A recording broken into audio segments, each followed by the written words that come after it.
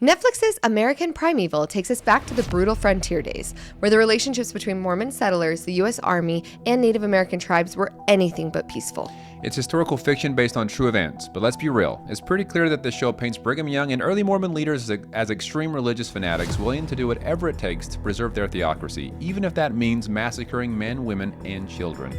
But considering the persecution the Mormon pioneers endured just to reach Utah, was their paranoia justified? Were they simply protecting themselves, or did their fear turn them into the very thing they were running from? Let's dive in and break it all down.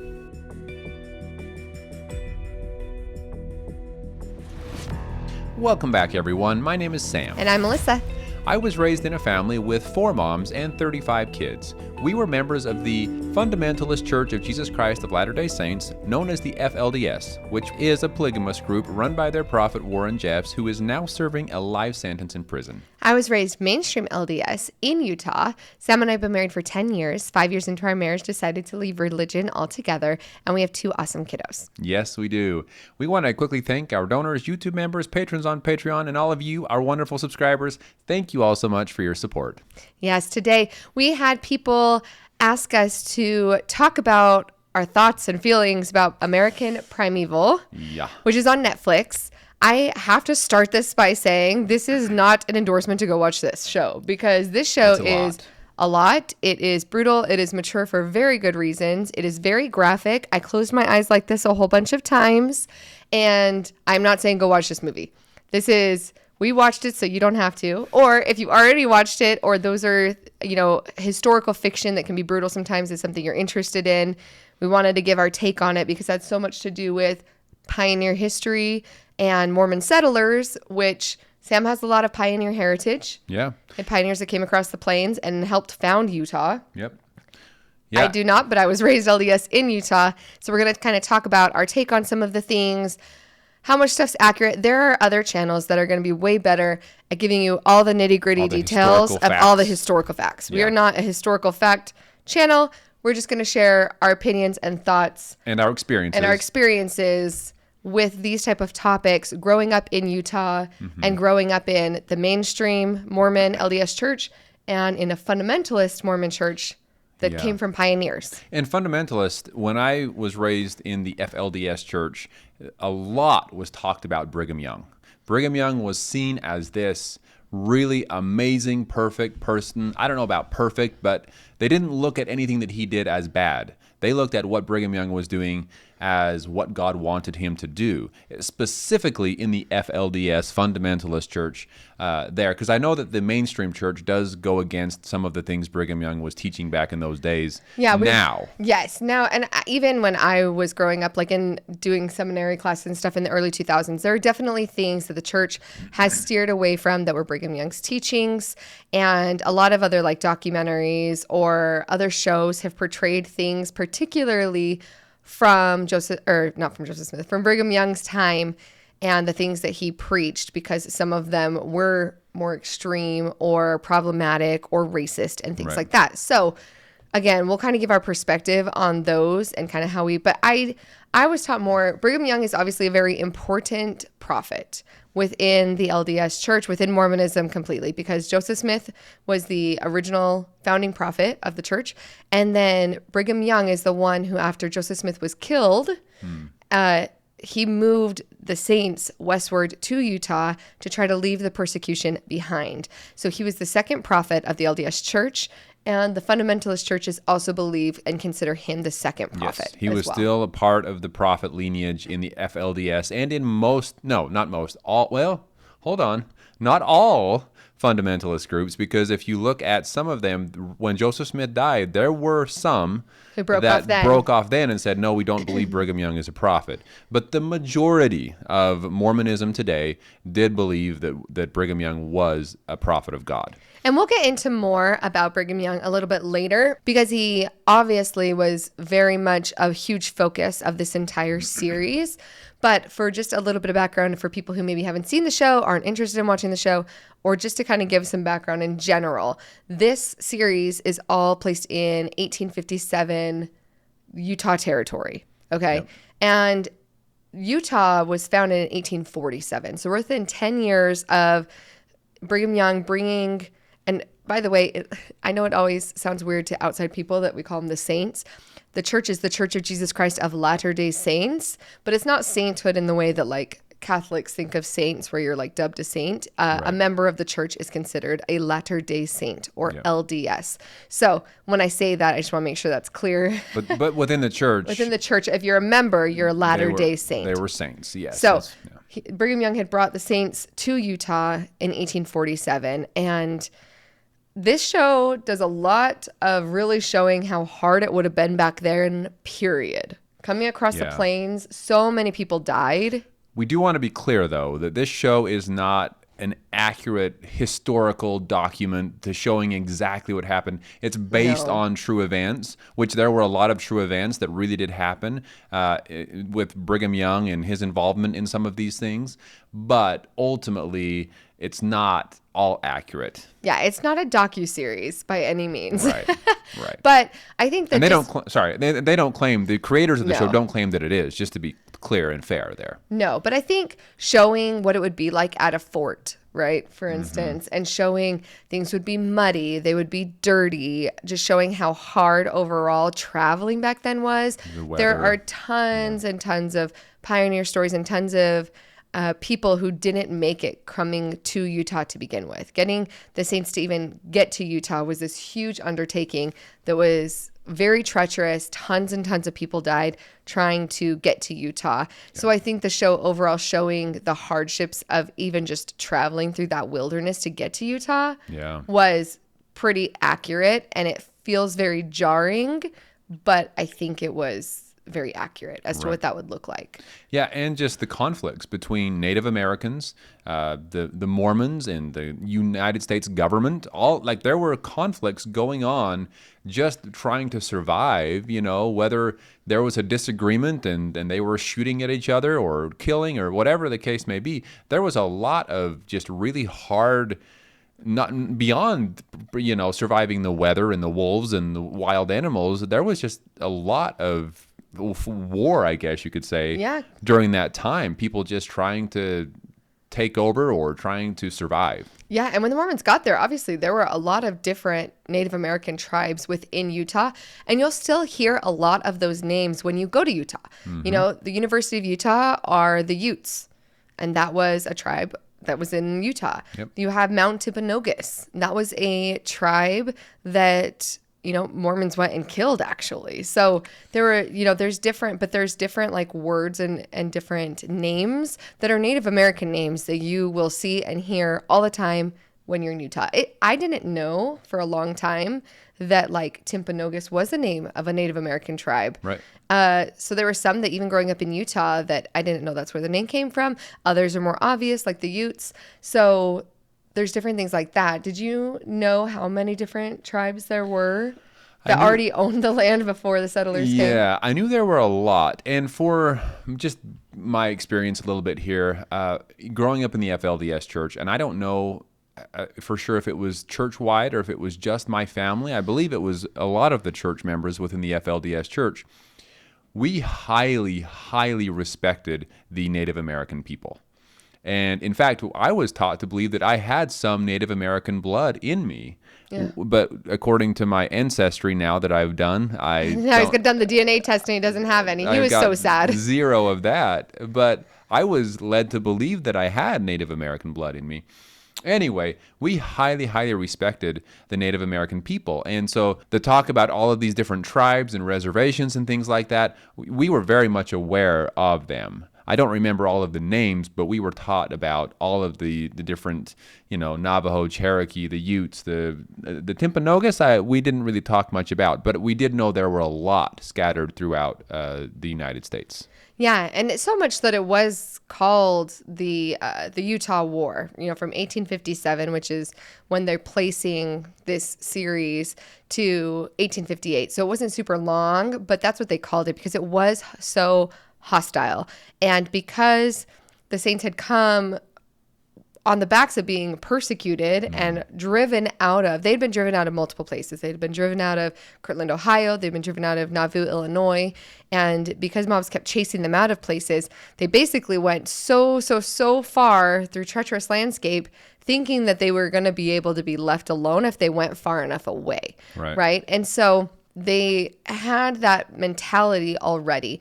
And in the show, it specifically shows a lot of the talk that Brigham Young, the preaching he did about the fact that this was supposed to be where God led them. He believed that God led them there to be able to have peace, and that this was like their sanctioned land, and they didn't want to be driven out again. And that rhetoric is very real.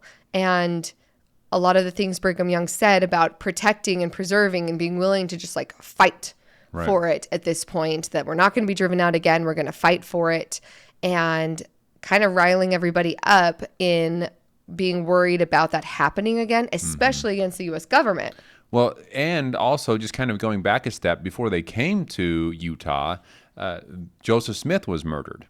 Yeah. And so Brigham Young actually basically saying, we want our revenge on the people that murdered the prophet. And so that idea was instilled in the minds of the followers of Brigham Young, that you know what? It's okay to kill if it's for the purpose of God's kingdom and protecting the saints, in other words, right? Yeah. So when you look at it that way, you can, some of the things Brigham Young was saying, whether or not in some of these cases he was even okay with or telling people to do some of the things, the idea being in their minds alone kind of falls back on his shoulders in some cases. Yeah, and this show in particular, I think it's, the very first episode talks about the Mountain Meadows Massacre.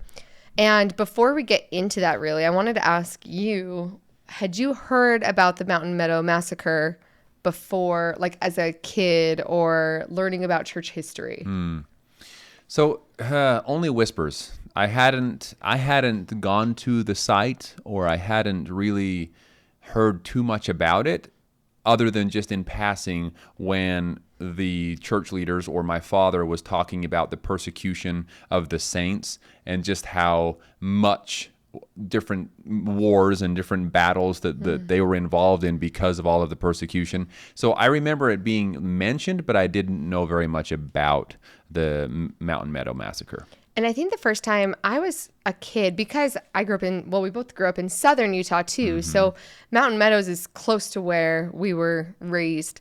And I was probably like in my teens the first time. And it was actually my parents that we were driving, and then we stopped off to go see the memorial that was there.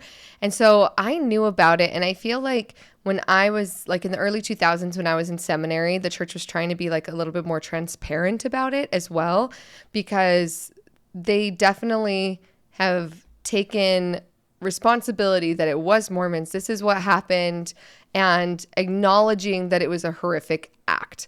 And for those of you who have not seen the show or know anything about the Mountain Meadows Massacre, the show puts it into one episode as one big siege. There's people coming across through Utah. It's in a time that the Mormons think that the armies are coming to like stop them from practicing their religion, and they're going to be persecuting them. Well, they were, because, just to give a little bit more detail here, Brigham Young was the governor of the Utah Territory. Yeah. And the government, after finding out some of the things, including polygamy, that the church was doing, said, well, that's the conflict of interest. You can't be the governor, basically. Yeah. And they were going to come back, send a new governor over, and basically put an end to what these Mormons were doing. And so that alone put all of this fear and anger in them, that the government was going to come over and try to take over once again their lands, their families, and things like that. And so they believed that is what was going to happen. Yes. But when this group came through, they were just trying to get to California, and they did have contact with these people to know they're going through to California. These were not troops. These were men and women and children. And in the show, it's portraying it as, they're like, hey, you have to be out of here. This is our land. You can't be here. We're not letting you feed your cattle. We're not willing to trade with you. We're not, willing to help you in any way. You need to get out of here. And in the show, it portrayed it as like they didn't listen. And they were like, what are you talking about? You guys are crazy. Maybe make fun of their religion a little bit. And the guy was like, okay. And then they came back and massacred everybody, while the Mormons had hoods over their heads and pretend to be Native Americans. Now, in real life, And again, I'm not like a historian at all, so I'm just trying to give like a brief overview. But it was actually like a 4-day siege. Yep. And they did try to pretend like they were Native Americans. That part is true. They had included some Native Americans. They went and got some paid them off or something. People to help them, and paid them for that. And at the end of the 4 days, the Mormons that were surrounding and attacking said, if you give up your arms, then we will like let you go. Basically, we'll let you go and go off to California. And when the people put down their weapons, then they massacred them all, including all of the women and most of the children. I think there were 16 or 17 children that were so young that they weren't worried about them being a witness to what had happened. And those children, a lot of them were adopted by locals. Mormon locals. Yes. Right? So absolutely horrific, absolutely no reason whatsoever. And the church itself, the Mormon church itself, acknowledges that at first they tried to blame the Native Americans. Then they found out that's not true. Then they tried to say, well, the Native Americans made us do it. And they found out that wasn't true. And when they found out what had really happened, there was only one of the men was executed by the state of Utah for Lee. Yeah. Yep. And they think that that's kind of the same as like in the show, the Woolsey or Woolley. Sorry. I think it was Woolsey in the Woolsey? show. Oh, okay. Anyway, is like the equivalent of that guy, but instead of being executed, we saw what happened with him. But no, it's absolutely horrific. And the church acknowledges the horrific part of that and what happened. I think a lot of people, and something that we'll just never quite know, is whether or not church leaders were involved. And the show made it seem very much like church leaders were involved. But back then, the travel from southern Utah to northern Utah was pretty far. It's far on horseback. And it seemed, from the little bit, or from what I was told, that they had sent message asking for permission, and then they acted on their own before getting permission from Brigham Young. Right. So that's something I don't know. I don't know if somebody else has more facts behind that. Again, I'm not a historian, but that's the gist of the story that I've been told. It's what's on the plaque. If you go out to Mountain Meadows, you can go visit. You can go visit, and there's a memorial that the LDS Church put there in memory of the people who fell there, and as a way to try to continue to apologize for this like horrific part of their past, right? Yeah, and the church to this day denies any involvement from Brigham Young, from the leaders of the church, high up, right? Yeah. As far as that goes, so that's just, I don't know. Like, is it possible that he knew what was going on? Is it possible that Brigham Young beforehand said, "Hey, if you guys come into a certain situation, do whatever it takes. Take care of it," right? Because they knew that the government was coming after them. They knew that things were happening.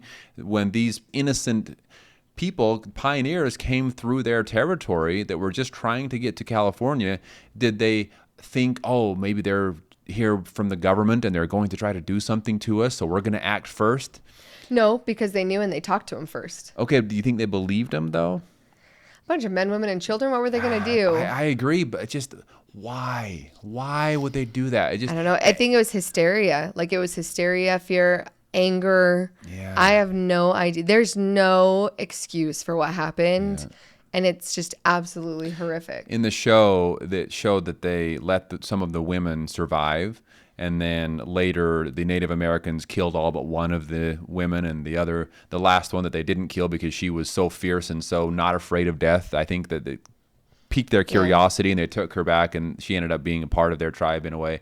Anyway, in real life, that's not what happened. They killed all of the women, all of the men, and only let the children that were young enough, super young children, survive.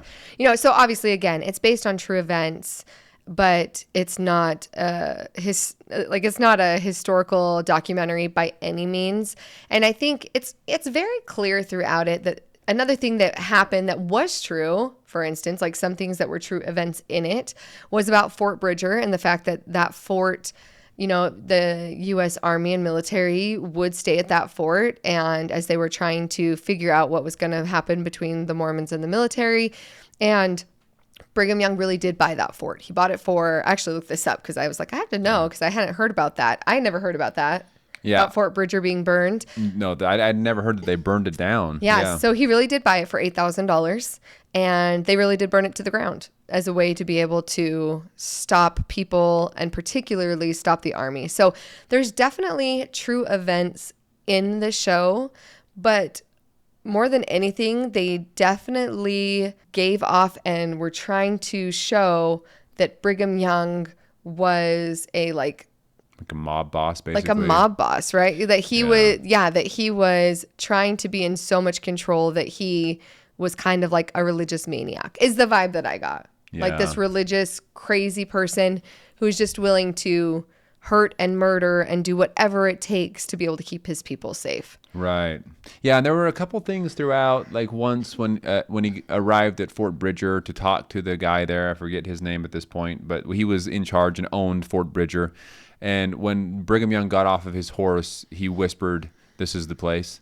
And so there are things like that I'm like, Brigham Young said this is the place when the saints reached the Salt Lake Valley. And you can go and there's a monument exactly where Brigham Young said it. So they were trying to tie in some other things Brigham Young had said from other places. And it does show some of the sermons that Brigham Young would teach the saints, the Mormons, his followers.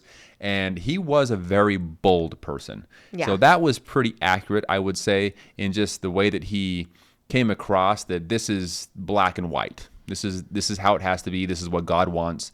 Nothing else matters. This is for the kingdom of God. This is for our Zion, as he would say. Yeah, and I think they had talked about, they used that word before, like, Brigham Young not only wants this to be his Zion, but they believe that the whole United States of America was meant to be Zion, would become Zion. That was interesting because I was like, I can see where if someone hasn't been raised in the church, where that would seem like the Mormons think they're going to take over the country. And I was always taught that the reason the restoration happened was because America was the place of freedom, that it could be risen up and that the restoration of the gospel could happen. So the United States means so much more theologically to the LDS people, I think, because it's like we were taught that the restoration could only have happened in America because of the freedoms of religion, and that God preserved this nation and made this nation possible all so that the restoration could happen. Mm-hmm. So therefore the whole country is Zion in that way. I've never heard or thought or been taught that like the Mormons were going to try to take over the whole country. Although I do know that Joseph Smith did try to run for president. Yeah. So I don't know how much of that was like him trying to take over and turn it into a theocracy. I don't know if that's the case. Like, again, I'm not sure. But I've never heard that, like, we were meant to take over the whole nation. It was just more of this nation is for us. It was quite literally the modern-day promised land for the Mormon church. That's exactly what they would say. United States. And that's what they believed. Yep. And then even still now. And then you fast forward to the FLDS church where I was raised, and Zion is a huge topic. You can even see Zion above some of the doors today.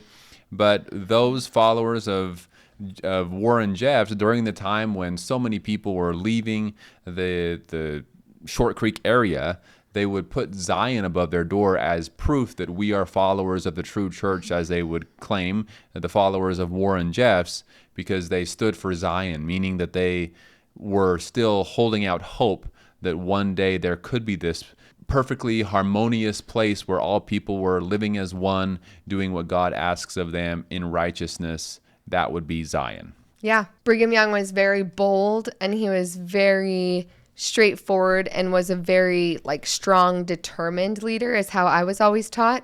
But watching this show, again, it was kind of weird to watch. Okay, how much was he really involved? And again, I don't know. I don't have an answer to that question. I'm not a historian. But watching him be portrayed in that light was a lot different, obviously, than the way I grew up. But then the idea of, okay, maybe he didn't say, go do this massacre, which I believe even in the show, he didn't say, go massacre. He said, did you take care of it? It kept being this idea of, is it taken care of? Is it taken care of? Yeah. And I could see where, even though I don't know, where that could be a possibility, where he's telling everyone, be fearful, be ready to fight, be ready to avenge the death of Joseph Smith, be ready to keep what is ours, what God has given us, and like inciting that fear and that behavior to a point where people would act in that way and massacre in that way. Well, and let's also, speaking of taking care of things and fear and preparation, let's talk about the Nauvoo Legions, as they were called. Yeah, the Nauvoo Legion was the people called it the Mormon Militia, but they had a militia to protect themselves. So they called themselves the Nauvoo Legion. They came from Nauvoo. And then outsiders, I believe, would call them the Mormon Militia. And so they were prepared. They had their own little army to fight for the church, not just members of the church, walking off of their porch and seeing something coming at them and shooting them. No, they had an actual army put together to fight against people that were against the church. And it focused a lot on this Mormon militia, and all of what was kind of happening was because, or the killing was mostly because of this Mormon militia. And I don't know how much of that is accurate. I just know that they did exist. Yeah, it definitely existed. Again, it's also like this time in history is wild because even taking like the Mormonism aspect out of it completely, even if it wasn't Mormons, right? The battles between the U.S. government and troops versus the Native Americans was horrific. The things that were happening on both sides, right? The taking of their lands, all of these horrific things that happened. And so even without the religious aspect of it and the turmoil that was happening within that, it already was like a crazy time in the West. And then you add in that extra element, and that is why obviously they felt the need to want to make this series to begin with. I read a little bit from the director, and he was saying the fact that when he learned about the Mountain Meadows Massacre is when he was like, that's crazy.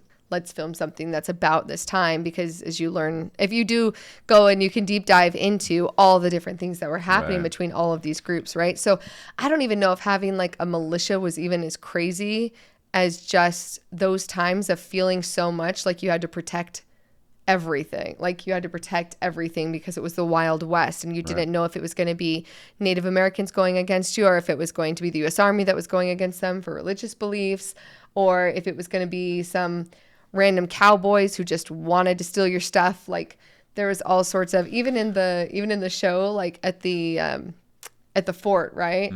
There was other stuff going on, and people were shooting and killing each other over the price of who knows what pigs and the price of this, and so stole this, or you're acting weird, get out of my face, and they're starting fights. So it's a crazy, crazy time back then. There is definitely no excuse for the violence that happened. Even the church admits that there is no excuse for what happened, and that it was like a horrific thing, an event in history that happened. I think I saw that the LDS Church obviously is not very happy with the way that Brigham Young was portrayed in this, right? I was going to say the church does not like this show at all, and I can understand why. If you had 100%. never heard about the Mormon Church, or maybe you've heard about the Mormon Church and you know everything about it, but you haven't heard about Mountain Meadows Massacre. Yeah.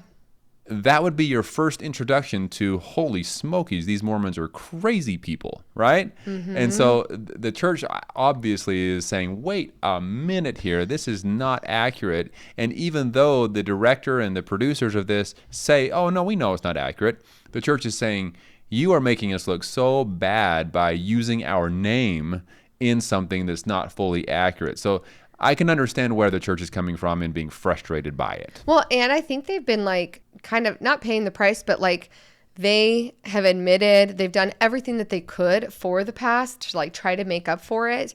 And I think probably for them, they're like, it getting brought up again is just like, we've already like gone through this. We know we've done everything we could. We know it was horrific, but bringing it up over and over just makes the people who are part of the church now look like they're a part of something crazy and awful that happened in the past. And whether or not it was just that group of guys, or it was the leaders of the church, or anywhere in between, you're categorizing a whole group of people and a whole religion based on one atrocity that happened. But that does come back to, depending on how big of an impact or how much Brigham Young did have to do with it, does make a difference, because that is the foundation and laid the foundation and groundwork for everything else that the church has become. And now obviously the church has spoken out and been like, absolutely, they're for peace and for being kind, and that was abhorrent. But I think there's still that piece of people that are like, yeah, but if the second prophet was really, if he was a diabolical maniac, then like what else did he teach that maybe I shouldn't follow, type of thing. Yeah, I see. And that's the mainstream LDS church has come so far. It's such a different church than it was when Brigham Young was the prophet. 100%. I mean, I would look at the, people hate it when I say this, but I would look at the FLDS church as more similar to the way that it was back in Brigham Young's day. 100%. Because of just look at it. Just look at it. And yes, Warren Jeffs is his own type of Evil. Yeah, evil. That's a good word. Anyway, so that he's a whole different story. But the church itself. Look at the similarities. And the reason for that is because the way I was raised is we did focus a lot on Brigham Young's teachings. The things that he taught, we lived. And so, I can see why the church today, the mainstream church, would not really want their name mixed in with all that was going on back in that day, because they have changed a lot in many ways. Yeah, definitely. And then on the other side of it, I don't know. It's funny because it is a cross between, I've also always been told that it's important to look at history so that history doesn't repeat itself too, right?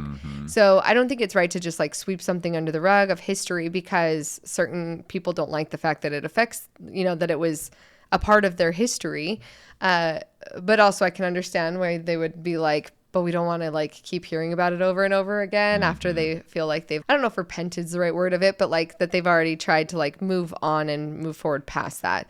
Right. But definitely lots of horrific things that happened. And it's, again, I don't think we'll ever know. I don't think there's a way to know exactly who was involved and how they were involved in those acts. Yeah, I don't think that the prophet of the church today, President Nelson, I don't think he has any idea either. Yeah, I don't think there's a way to know. Personally, that's my belief. There may be some of you out there that believe that the church has everything documented exactly how it was and they know. But I because of how much they've tried to come forward against or about this stuff, I don't know. It seems to me that they don't know all the details. Yeah. So that brings us to our question of the week, which is, if Brigham Young had no idea about what was going on when the Mountain Meadows Massacre happened, or these other events, is he responsible for what happened because of his teachings and the fear that he was inciting from the members? Is it still on his shoulders because of his teachings? Yeah. Let us know what you think in the comments. Thank you all so much for being here with us again, and we look forward to talking with you soon. Talk to y'all soon.